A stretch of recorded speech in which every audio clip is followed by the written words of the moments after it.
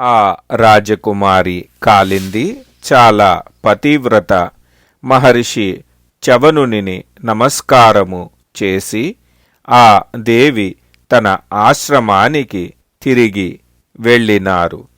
సమయము వచ్చినప్పుడు ఆవిడ ఒక పుత్రునికి జన్మనిచ్చారు. రెండవ రాణి తన గర్భ నష్టము కోసమని ఇచ్చిన గరము విషముతో పుట్టినందుకు అతని రాజకుమారుడు సగర అనే పేరుతో విఖ్యాతుడు అయినారు. ఈ సగరుని పుత్రుడు అసమంజసుడు. ఆ అసమంజసుడు పుత్రుడు అంశుమాన్.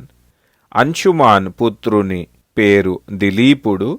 ఆ దిలీపునికే పుత్రుడు భగీరథుడు జన్మించినాడు. భగీరథుని పుత్రుడు కకుస్థుడు. కకుస్థుడికి రఘు జన్మించాడు. రఘు తేజస్వి పుత్రుడు ప్రవృద్ధుడు. శాపము కారణంగా అతను రాక్షసుడు అయినారు. ఆయనే కల్మషపాద అని పేరుతో ప్రసిద్ధుడు అయినారు.